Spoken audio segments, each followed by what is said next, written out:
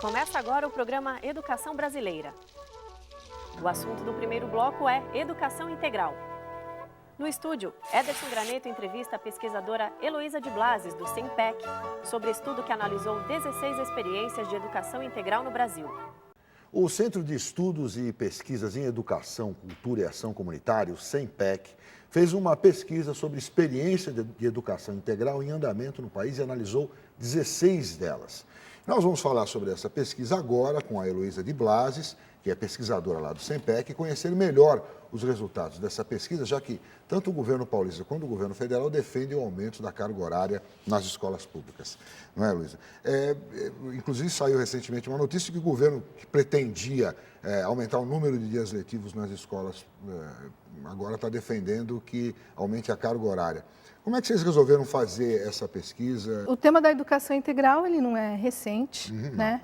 Ele, aqui no Brasil, a gente pode situar ele na década de 30, com os pioneiros da educação, que trouxeram com Anísio Teixeira, e a gente tem aí, a gente já viveu, inclusive no estado de São Paulo, no estado do Rio de Janeiro, diferentes experiências de educação integral, e me refiro assim ao tempo ampliado, né? Educação de tempo integral. Dos brisolões lá no Rio, dos CELS aqui em São Paulo. Não só dos CELS, nós temos experiências das escolas experimentais na década de 60. Tá. Na década de 90 tivemos as experiências dos CEFANs, que eram centros específicos de formação para o magistério, funcionavam em tempo integral para ensino médio, e que foram experiências bastante bem-sucedidas. O que a gente tem hoje no cenário é uma forte adesão, uma forte, como é que eu posso dizer assim, quase como uma reivindicação, porque a gente percebe no cenário nacional, tanto por parte de redes municipais como redes estaduais e de comunidades, aderindo à ampliação do tempo na escola, por diferentes razões. Aqui, nessa experiência, nós fizemos 16 estudos de caso.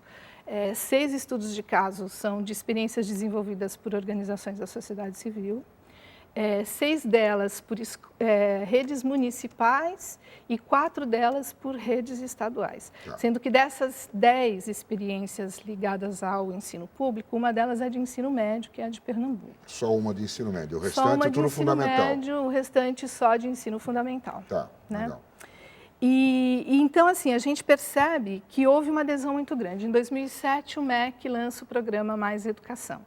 E se a gente começa a olhar os números do programa Mais Educação, a gente percebe, assim, eu não tenho tudo de cabeça no momento, mas é assim, quase que uma progressão que vai dobrando de um ano para o outro, não só as verbas destinadas ao programa, como a adesão de escolas. Então, começam lá com 1.000 e poucas escolas, e hoje já se registram 15.000 escolas aderindo ao programa Mais Educação. Dessas escolas que aderiram, alguma abandonou, voltou atrás ou eu não? não tenho notícias e eu não acredito nisso.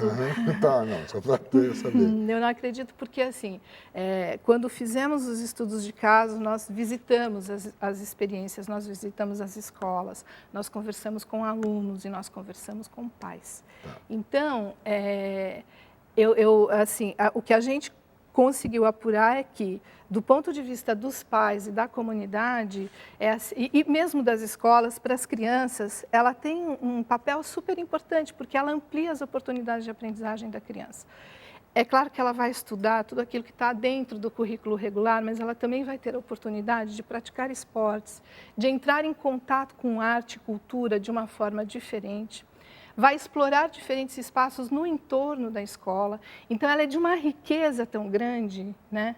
E é por conta disso que ela tem essa adesão tão forte. Então, é porque, veja bem, muita gente hoje faz uma crítica quando se fala, vamos ampliar o número de horas que a criança fica na escola. Vamos falar, não é exatamente educação, isso não é exatamente educação integral, não. Mas é um passo, é um caminho para isso, tá certo? Agora, mas vamos dar mais do mesmo, se tem professor, tem professor que não passa o currículo inteiro e sobram horas de aula no final do ano, por que agora vai aumentar o número de horas? Então, é essa questão que eu queria que você trouxesse para a gente com os resultados dessa pesquisa. Essa é uma questão extremamente importante. Por quê? Porque é necessário qualificar o tempo de permanência da criança na escola, senão ela vira depósito, senão fica lá fazendo nada. Fica lá fazendo nada ou fica lá fazendo mais do mesmo, aquilo que ela já não está animada, já não está motivada para fazer, ela não vai fazer. Então, assim, acho que tem algumas questões, assim, a gente não chega em tudo aqui, que a gente percebe aqui, por exemplo, no que diz respeito, sobretudo, às experiências com as escolas públicas. É que tanto os municípios quanto os estados que estão aderindo, primeiro que a experiência ela não vai para todas as escolas, porque o cobertor é curto, né? Então, assim, ela é mais cara, né? Ela é mais cara. Então, eles têm criado critérios para atender aqueles que eles consideram que estão em situação de maior vulnerabilidade social ou que têm maiores necessidades de proteção social. Entendi. Né? Então, isso é um dado bastante importante. Ela tem esse aspecto que a gente pode chamar de discriminação positiva. Então, assim, essa questão do tempo é fundamental. E eu acho que a educação integral traz uma coisa que é super interessante, que é super bacana, que é a gente poder pensar diferente o tempo da escola. Porque a escola é uma caixinha, uma forminha, em que assim o tempo é muito cronometrado, né? Você tem 45 minutos de aulas, as aulas são, de um modo geral, as disciplinas são trabalhadas de uma forma muito fragmentada. E com a educação integral, a gente tem a oportunidade de repensar isso, de repensar o currículo. E tem experiência, vocês já encontraram experiências que fazem isso, que mudam essa coisa do horário de aula? Sim, elas estão se organizando, é isso que eu estou dizendo. Isso, como assim, no cenário nacional, a ampliação, a adesão à educação integral é uma coisa bastante recente, eu diria que essas experiências, o que mostraram para nós, na época, acho que agora elas já estão num estado melhor, mais avançado disso. Mas o que elas mostravam para a gente era que elas estavam se organizando em função disso. Tanto que aparece nesse cenário aqui uma figura bastante importante, que eles chamavam de professor comunitário. Porque assim, você tem... Todas elas? Quase bastante, assim, não todas, mas uma grande parte delas. Tá, o que é essa figura? Essa figura é bastante importante, porque algumas escolas, em alguns lugares, vou citar o exemplo de Nova Iguaçu, que é uma das experiências. Então, Rio de Janeiro. As escolas, elas não tinham, porque tem isso, as escolas também não estão organizadas para oferecer o tempo integral para a criança, do ponto de vista da sua infraestrutura mesmo. Né? Então, em Nova Iguaçu, qual foi a opção que eles fizeram? É de oferecer o tempo ampliado, e isso está no escopo do Programa Mais Educação, do governo federal, mas vários municípios estão aderindo por essa via, quem adere a Mais Educação vai por essa via, mas outros também, no caso de Nova Iguaçu.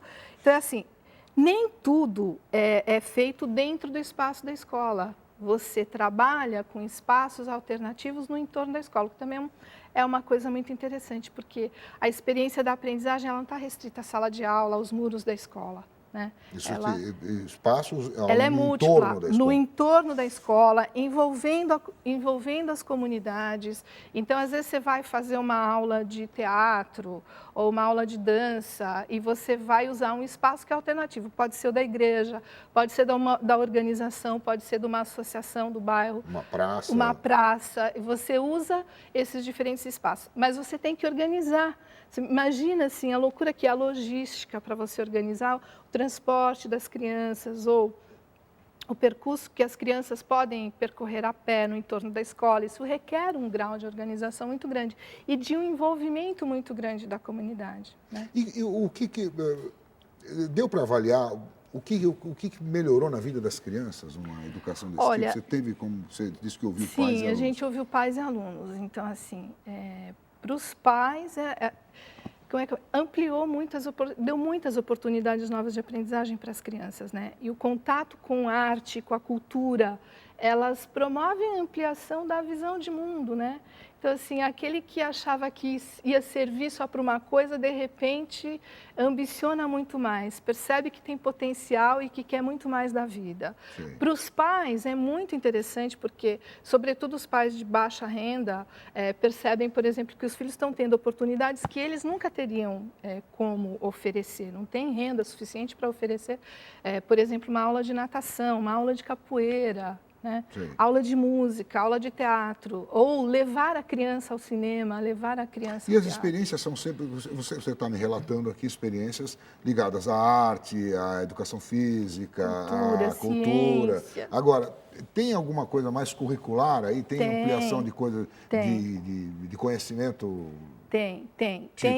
Tem bastante coisa relacionada a reforço escolar. Tem um espaço grande das atividades que são ofertadas no contraturno escolar, enfim, que são relativas ao currículo regular mesmo.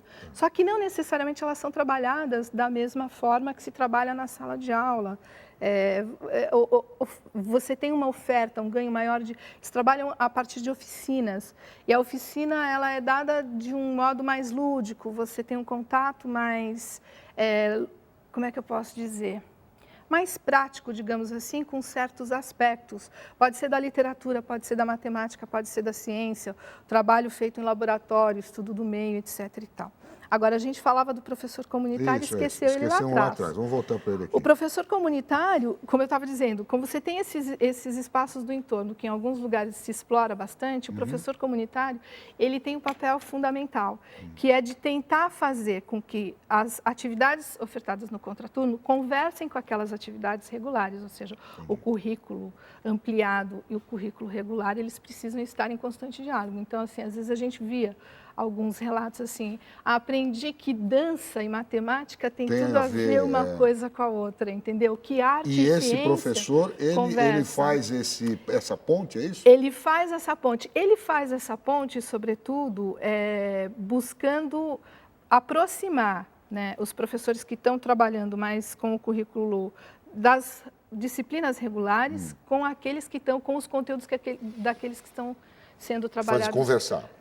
Fazer isso conversar. Ao mesmo tempo, ajuda na conversa com a comunidade, na hora de organizar o percurso das crianças pelos diferentes espaços, o acesso delas a diferentes coisas, a conversa da escola com a comunidade para dar conta disso. Então, ele tem um papel bastante interessante e é uma pessoa com perfil um pouco diferenciado, né? É diferente de um coordenador pedagógico. Ele é um coordenador pedagógico, mas que tem bastante liderança, que, no geral, tem um diálogo bom com a comunidade, uma relação bastante boa com a comunidade, enfim. Você só viu coisa, porque esse estudo só viu coisa positiva no ensino integral? É claro que a gente também tem que porque a gente tem que alertar para algumas experiências. É óbvio que a gente aqui escolheu as boas experiências. Entendi. Você entendeu? A gente fez, foi proposital isso, foi a nossa intenção, escolher as boas experiências.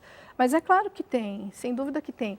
Não é simples ainda esse diálogo entre as disciplinas do turno regular com o contraturno, a compreensão dessa ampliação do currículo, da necessidade de você reorganizar os tempos e espaços escolares, isso tudo ainda constitui um desafio muito grande. E a questão do dinheiro, das instalações. A questão do dinheiro, das instalações. Porque você precisa ter isso. Você não pode precarizar, por exemplo, o professor que dá aula de teatro e tal.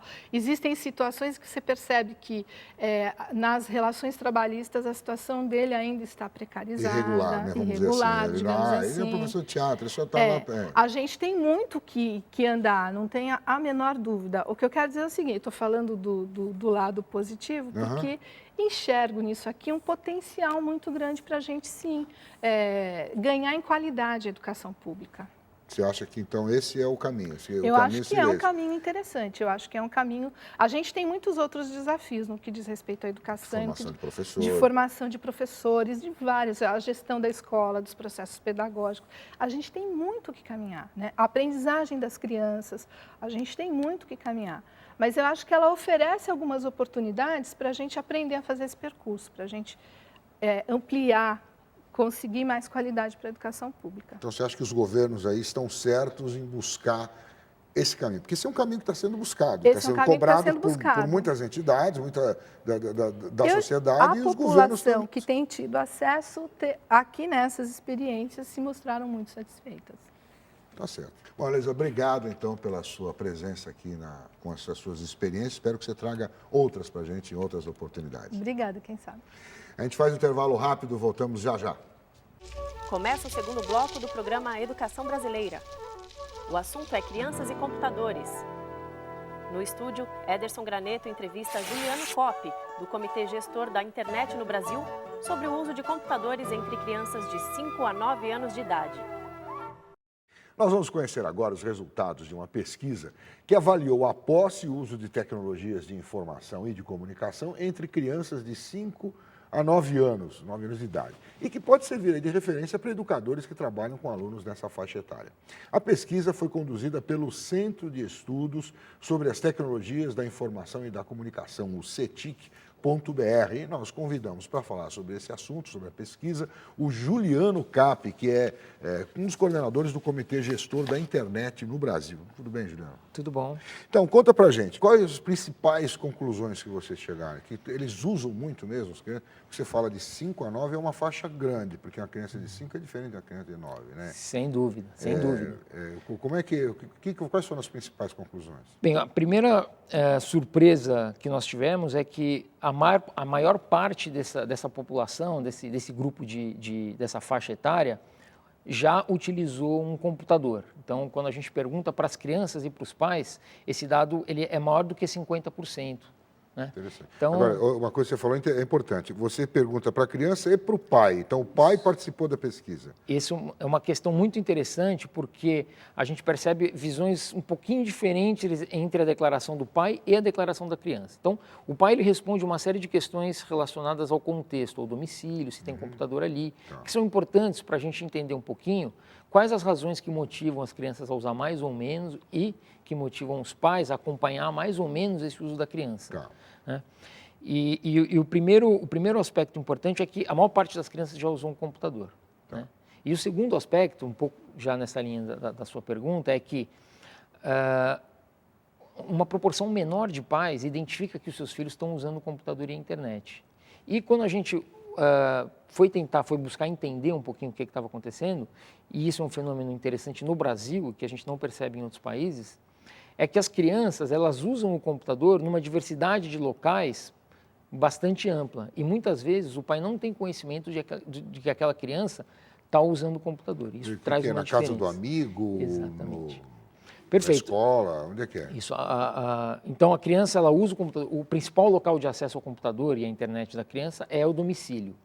Entretanto, a criança ela usa muito na casa de amigos, casa de parentes, na escola e na lan house, o que para a gente foi uma surpresa, dado que algumas legislações são restritivas, inclusive, à entrada de crianças nas lan houses. Mas elas afirmaram que usam em lan house, criança de 9 anos. Não só afirmaram que usam, mas a gente faz duas perguntas sobre o local do acesso. A primeira delas, a gente pergunta em que lugar que a criança usou. Então, ela declara uma resposta múltipla. Uso em casa, uso na lan house, uso na escola, tal. E a lan house, ela está... Nessa pergunta, ela está abaixo da escola, mas aproximadamente 30% das crianças declararam ter usado na lan house. Entretanto, quando a gente pergunta qual o local mais frequente, o local mais importante, onde a criança usa mais o computador e a internet, a lan house e a escola, elas apresentam o mesmo patamar. E isso foi uma surpresa, um dado que levanta uma série de questões aí. Opa, com quem que a criança está usando? Então, essa idade é uma idade... Né, ele está aberto a tudo, está sujeito a tudo. Exatamente. Então, isso foi uma questão constatação muito interessante. grave, inclusive. Exatamente, uma constatação que traz algum concernimento. Por que eu digo isso? Porque a criança não deve ser proibida de usar o computador e a internet sozinha, mas a gente tem que se preocupar com que tipo de mediação está sendo feita para que a criança desenvolva autonomia e independência para poder usar a internet e o computador saudável, vamos dizer assim. De uma maneira saudável, porque segura. Tem a questão do conteúdo que ela está acessando. Uma criança Perfeitamente. De 7, sei lá, quais as que vão à lan house? Você tem ideia de ser as mais velhas? Assim, quanto mais velha, maior é a proporção de crianças que declararam usar na lan house. Mas mesmo as crianças que têm 5 anos, a gente tem uma proporção de crianças ali que declaram, olha, eu vou na lan house, às vezes vai com o pai, às vezes vai com um amigo, eventualmente ela pode até ser sozinha. A gente não investigou especificamente isso, mas de qualquer forma, a gente sabe que ela está ali usando no local e a gente não sabe qual é o tipo de mediação que ela está tendo para fazer o uso da internet naquele local. Tá. O que mais que você poderia destacar disso? O local? Eu acho que um segundo ponto interessante é que uma proporção muito menor de crianças declarou usar a internet, 27%. E aí a gente acha que tem duas questões. Uma é que a internet ela não é um oceano de acessibilidade para as pessoas que estão nessa idade. Então, a gente está pegando um grupo em que até 7 anos as crianças ainda não foram nem alfabetizadas, o que já restringe uma parte grande da internet, da web, para que ela possa usar, né, tranquilamente. E uma outra coisa que a gente percebeu é que as crianças elas têm uma dificuldade de fazer distinção entre computador e internet. Isso para elas já é um pouco uma coisa só, né? Perguntando para as crianças quais são as atividades que elas realizam, uma outra questão interessante é que 29% das crianças declararam utilizar as redes sociais. Então, imagina que uma proporção importante dessas crianças, quase que um terço delas usa lá, um Orkut, essas Facebook, coisas, Facebook e tal. E com crianças bem jovens mesmo. E agora eu queria entrar na questão da educação. Vocês pesquisaram isso também, o uso das tecnologias por essas crianças na educação. É alto? A gente pode dizer que é alto comparado aí com outros países? A gente fez um estudo de atividades realizadas na internet. Uma coisa importante que a gente percebeu é que existem duas grandes áreas de atividade que levam a criança a ter o primeiro contato com o computador e com a internet. São os jogos, né? O que era de se esperar, porque, na verdade, tudo é jogo nessa idade. Né? O lúdico está presente em quase todas as atividades que a criança realiza. Né? Tá. Estudar é jogo, né? Então tudo é o jogo. Através de jogo. Estuda através de jogo. E a outra são as atividades escolares. Né? A gente, quando olhou esses resultados, a gente ficou um pouco ressabiado, né, de imaginar que as crianças têm uma percepção da escola como muito importante, porque elas vão diariamente para lá. Mas quando nós analisamos os resultados internacionais, nós percebemos que já tinha muita pesquisa afirmando que, de fato, as atividades escolares e os jogos são a porta de entrada para a criança na internet. E aí surgem algumas questões. A gente pergunta para a criança qual é a fonte do aprendizado das habilidades dela no computador e na internet. Quem que ensina? O principal agente, o principal ator, de acordo com a percepção da criança, é o professor. Isso, né, apesar da gente estar falando de uma percepção, isso já dá ao professor uma responsabilidade bastante grande. Né? É claro que o professor tem uma responsabilidade, e isso nem está em discussão, mas de qualquer forma a criança já percebe o professor como um agente, um ator fundamental nesse processo de aprendizado. E isso foi uma coisa importante da pesquisa. Mas que mais? E questão da segurança online da criança, tá. Conteúdos que ela acessa? Bem, a internet ela é como a parte da nossa vida. É como ela menino sair na rua e sair andando pela rua. Então, possivelmente um pai teria concernimento de permitir que uma criança andasse na Praça da Sé sozinha, uma criança de 5 anos sozinha na Praça da Sé às 8 horas da noite. Né? Isso não permitiria. Entretanto, quando a gente pergunta para os pais se eles fazem algum tipo de mediação, algum tipo de restrição ou controle, 20% desses pais já logo de cara dizem não, a gente nem restringe, nem controla, não realiza nenhuma atividade de acompanhar a criança usando a internet. E é muito interessante isso. E ele sabe que o filho usa a internet ou ele acha que o filho está só ali no joguinho? Ele sabe que o filho usa a internet. Talvez ele não tenha compreensão disso. Porque quando a gente separa, a gente fez uma análise aí que é o seguinte, a gente separa o pai que fala, olha, eu uso internet, e o pai que fala, olha, eu não uso a internet. Então, esse pai que diz que não usa a internet, quase 40% deles nem conversam com os filhos, né, a respeito.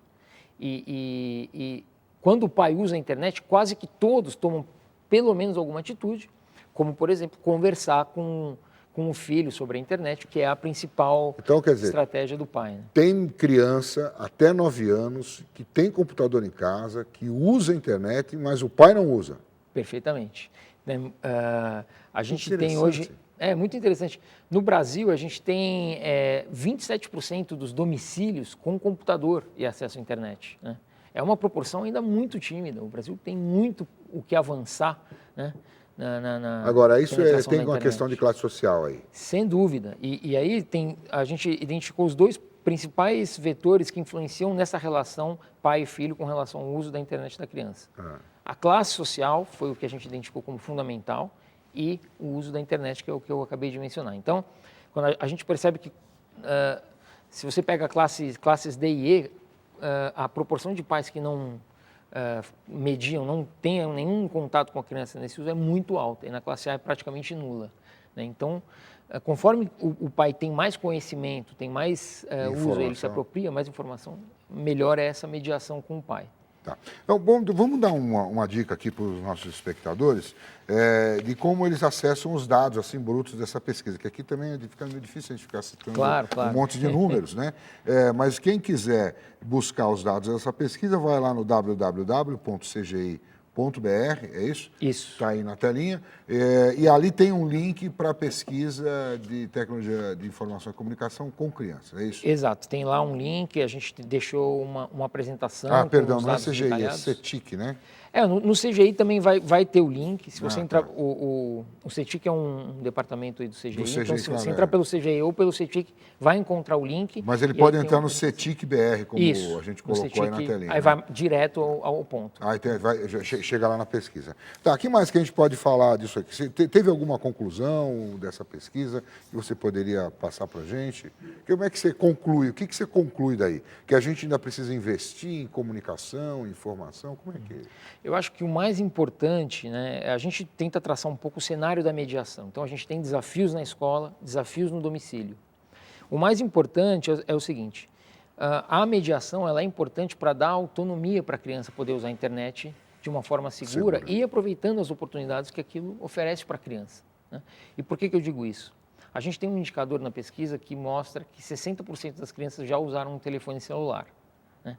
Apesar da proporção de crianças que usaram a internet ser muito pequena, isso é uma coisa que muito em breve vai avançar. Então, a criança, ela já usa sozinha, né? A maior proporção de crianças que usam a internet declarou usar sozinha.